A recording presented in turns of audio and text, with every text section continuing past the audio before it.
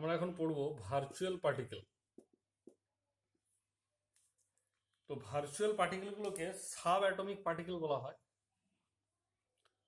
অর্থাৎ সেগুলো যেন নাথিং, অর্থাৎ কিছুই নয়, এরকম একটা অনুভূতি।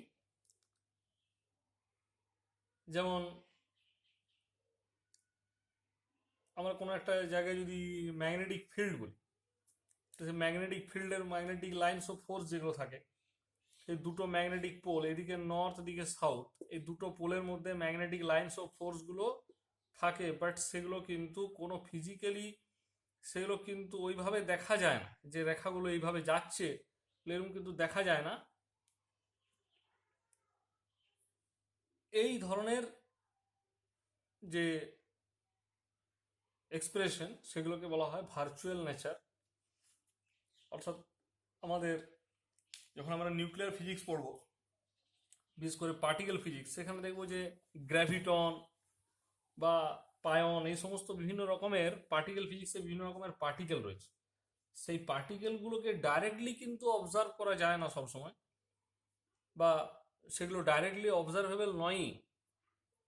তাহলে সেই পার্টিকেলগুলোকে তখন বলা যায় ভার্চুয়াল পার্টিকেল। এখন আমরা যদি হাইসেনবার্গ আনসার্টেনিটি প্রিন্সিপালটাকে এনার্জি এবং টাইম আকারে লিখি, তাহলে energy uncertainty into time uncertainty is greater than equals to H cross by two আকারে লেখা যায়, এবং এনার্জির আনসার্টেনিটিটাকে এমসি স্কোয়ার আকারে লেখা যায়।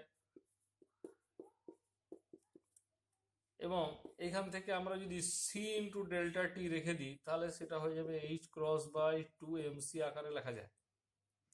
এই সি মানে ভেলোসিটি, আর ডেল্টা টি মানে হচ্ছে টাইম আনসার্টেনিটি। এই পুরো গুণফলটাকে আমরা একটা কোনো ইন্টারাকশনের রেঞ্জ আর বলতে পারি, অর্থাৎ ভেলোসিটি ইন্টু টাইম মানে ডিস্টেন্স। তাহলে এখানে কোনো একটা ইন্টারাকশন যে ডিস্টেন্স পর্যন্ত ঘটে, সেটাকে সেই ইন্টারাকশনের রেঞ্জ বলা যেতে পারে, অর্থাৎ R is greater than equals to H cross by two M C. তো এখন আমাদের যদি আমরা একটা নিউট্রাল পায়ন নিয়ে নিই, অর্থাৎ পাই জিরো, এটা একটা ভার্চুয়াল পার্টিকেল। সেই ভার্চুয়াল পার্টিকেলের জন্য কিভাবে এই সূত্রটা কাজে লাগানো যেতে পারে না, সেখানে মাসটা মোটামুটি 1350 mega electron volt per C square. এটাকে আমরা যদি কেজিতে কনভার্ট করে দিই, তাহলে সেটা হয়ে যাবে 2.41 ইন্টু 10⁻⁻28 কেজি।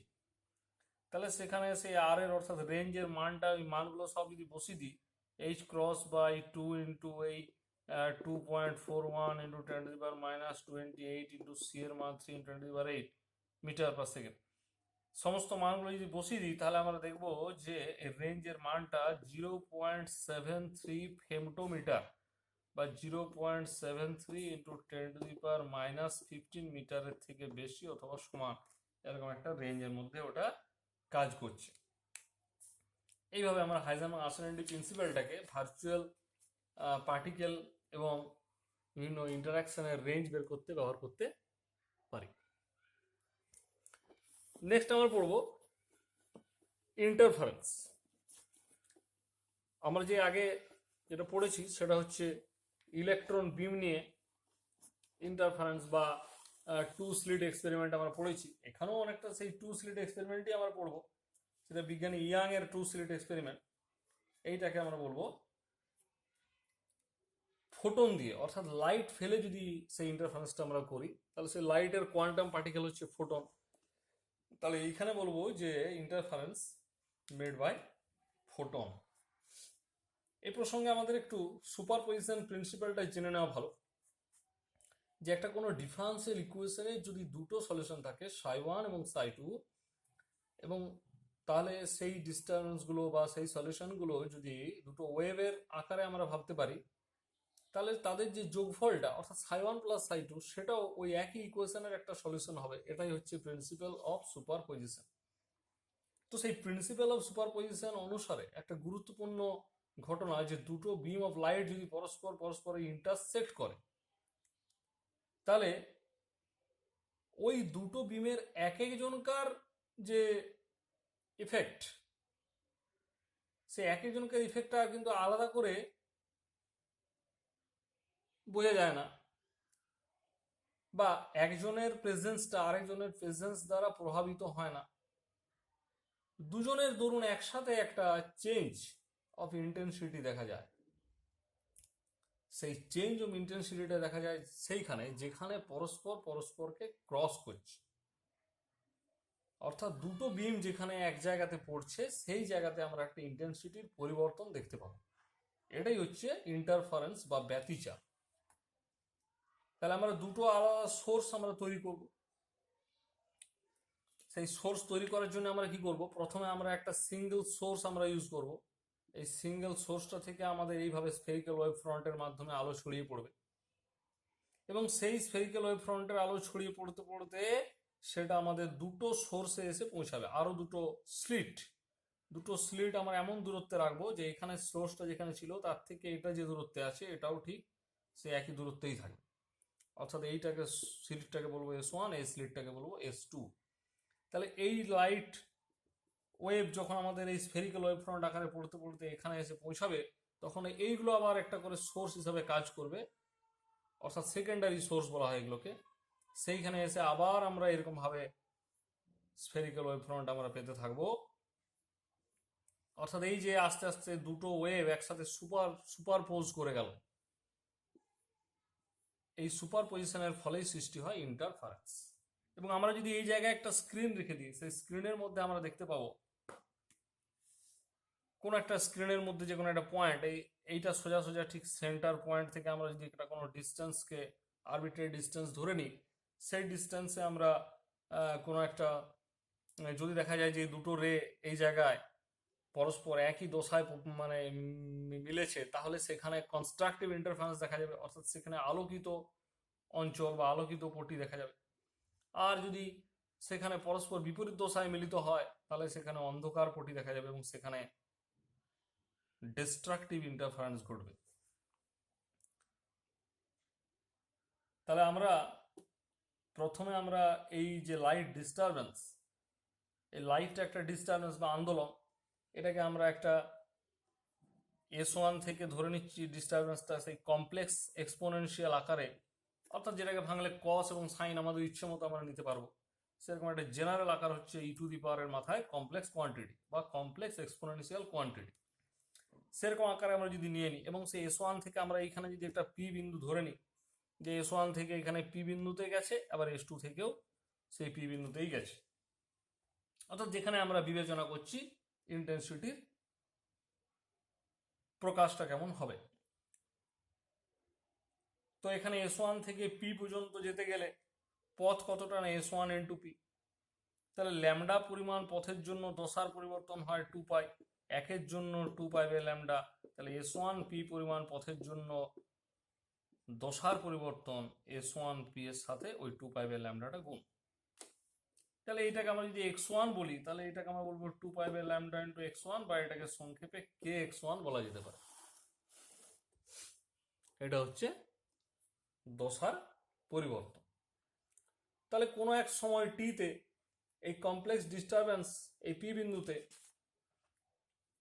যদি আমরা ধরি, এই S1 থেকে সৃষ্টি হওয়াটা যদি ডিস্টারবেন্সটা এরকম হয়, সেখানে আরো kx1 পরিমাণ দশা পরিবর্তিত হয়ে গেছে, অর্থাৎ সেইটাকে আমরা A1 into e⁻j⍵t minus kx1 এই আকারে লিখতে পারি। ঠিক একইভাবে S2 থেকেটাও আমরা পিতে যখন পৌঁছালো সেটাকেও আমরা ω t মাইনাস kx2 লিখতে পারি। এখন এদের দুজনের যে লব্ধি বা রেজাল্ট্যান্ট কোথায়, পিতে, সেটা হয়ে যাবে S1 প্লাস মানে S1 সোর্স এবং S2 সোর্সের জন্য পিতে এই যে দুটো ডিস্টারবেন্স তাদের আমরা যদি যোগ করে দিই, তাহলে আমরা এখানে e⁻j⍵tটা কমন নিয়ে নিতে পারবো, এবং A1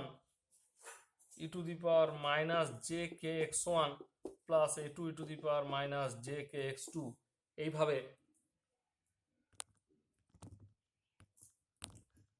এইভাবে আমরা এটা লিখে দিতে পারবো। তো e⁻- এই টার্মটাকে কস এবং সাইন অর্থাৎ ট্রাইগনমেট্রিক টার্মে লেখা যায়।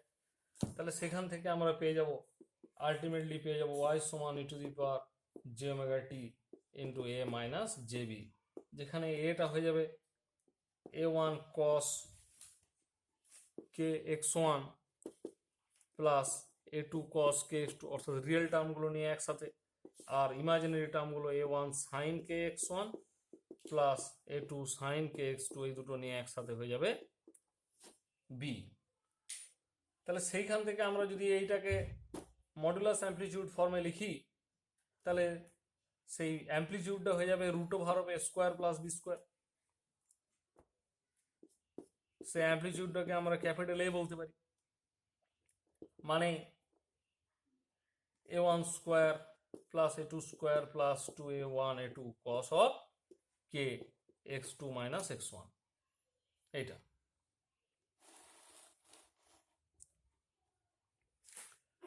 তাহলে সেইখান থেকে আমরা যদি এটা বসিয়ে দিই এখানে, তাহলে হয়ে যাবে A to the power J into omega T minus five, কারণ এই এ মাইনাস জে বিটাকে আমরা লিখতে পারি A E to the power J five বা মাইনাস জে ফাইভ, যেহেতু ওখানে মাইনাস রয়েছে, অর্থাৎ এখানে এই ফাইটা কি হয়ে যাবে তাহলে ট্যান ইনভার্স বি বাই এ, এইটা। এটা হচ্ছে মডুলাস অ্যাম্পলিটিউড ফর্ম, এবং সেটা আমরা এখানে কমন নিয়ে এরকম আকারে লিখে দিতে পারলাম।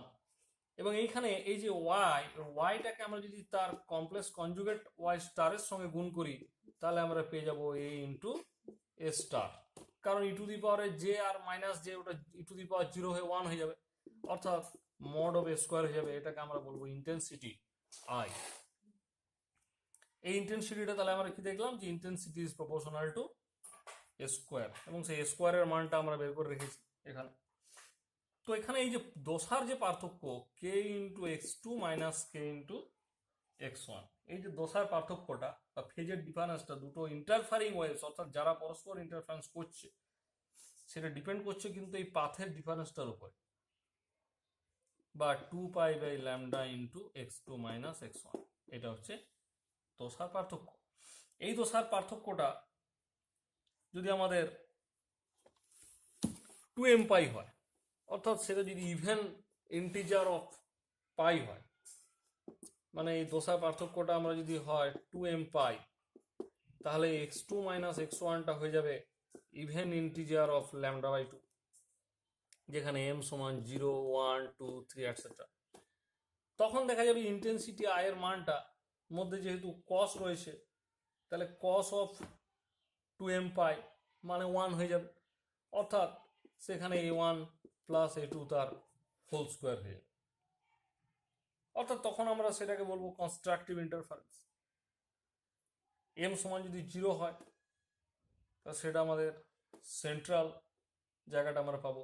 যত এমটা বেড়ে বেড়ে যাবে, তত আমাদের ওই ডিস্টেন্সটাও বেড়ে বেড়ে যাচ্ছে, পথের পার্থক্যটাও বেড়ে বেড়ে যাচ্ছে, অর্থাৎ আমরা আরো তত দূরবর্তী পয়েন্ট পেয়ে পেয়ে যাব। ঠিক তেমনি ভাবে আমরা যদি এটাকে অড ইন্টিজার অফ পাই ধরি, ঠিক তেমনি ভাবে এক্স টু মাইনাস এক্স ওয়ানটাও odd integer of lambda by two ধরি, তাহলে ঠিক একইভাবে আমরা আই সমান পেয়ে যাবো এ ওয়ান মাইনাস এ টুর হোল স্কোয়ার, কারণ cos of odd integer of pi মানে মাইনাস ওয়ান হয়, তাহলে এ ওয়ান মাইনাস এ টুর হোল স্কোয়ার, অর্থাৎ মিনিমাম ইন্টেন্সিটি আমরা পাবো, বা সেখানে আমরা ডার্ক ব্যান্ড পাবো। অর্থাৎ এই যে আমরা ক্রমান্বয়ে একটা ব্রাইট একটা ডার্ক, একটা ব্রাইট একটা ডার্ক, এইভাবে আমরা পেতে থাকবো। কারণ এম এর মান 0 বসালে আসছে 0, 1 বসালে আসছে 2 পাই, 0-র পরে 2 পাই, অর্থাৎ এম এর মান 0 বসালে এইটা ব্রাইট, এম এর মান 1 বসালে 2 পাইটাও ব্রাইট, যেহেতু ইন্টেন্সিটি ম্যাক্সিমাম। এইখানে এম এর মানটা 0 বসালে পাই, অর্থাৎ মাঝে একটা ডার্ক ব্যান্ড ঢুকে যাচ্ছে 0 এবং পায়ের 2 পায়ের মাঝে একটা ডার্ক। ঠিক তেমনি ভাবে 3 পাই 5 পাই 7 পাই এগুলো ডার্ক আসবে, আর 0 2 পাই 4 পাই 6 পাই গুলো ব্রাইট আসবে। তাহলে এনার্জির যে ব্যান্ড, সেই এনার্জি ব্যান্ড পিকচারটা আমাদের কেমন হবে, যে একটা মাঝেরটা ব্রাইট আবার ডার্ক, আবার ব্রাইট আবার ডার্ক, এরকম ভাবে আমরা ইন্টারফারেন্স ফ্রিঞ্জ আমরা পেয়ে যাব স্ক্রিনের উপরে। আর এইটাকে আমরা যদি ইন্টেন্সিটি পিকচার আকারে লিখি, তাহলে আমাদের এইখানে জিরোতে ম্যাক্সিমাম, তাহলে এই যে ম্যাক্সিমাম পিক রিচ করেছে। আবার এখানে নিশ্চয়ই পাই, কারণ এখানে জিরো হয়ে গেছে। আবার এখানে পিক, আবার এখানে জিরো, অর্থাৎ এখানটা 2 পাই, এখানটা 3 পাই। ঠিক পিছন দিকেও তেমনি মাইনাসগুলো চলতে থাকবে, কারণ কসের প্লাস আর মাইনাসের ভ্যালু একই। তাহলে এইভাবে আমাদের এখানে এনার্জিটা রিডিস্ট্রিবিউশন হয়ে যাবে। অর্থাৎ আগে কত এনার্জি ছিল? আগে এনার্জি ছিল I D delta by D delta. এই পুরোটাকে আমরা যদি 0 থেকে 2 পাইয়ের মধ্যে অ্যাভারেজ এনার্জি বের করি, তাহলে এটা আমরা পেয়ে যাব, যেহেতু কসটা টার্মটা আছে ওটা 0 হয়ে যাবে। তাহলে প্রথম টার্মটা পড়ে থাকবে 1 স্কোয়ার, দ্বিতীয় টার্মটা পড়ে থাকবে 2 স্কোয়ার। 2 পাই কেটে গিয়ে এই দুটো টার্ম মাত্র পড়ে থাকবে, কসের টার্মটার জন্য 0 চলে আসবে। আর শেষে কি পাওয়া গেল? শেষে আমাদের দুটো আলাদা টার্ম পাওয়া গেল, একটা ব্রাইট একটা ডার্ক।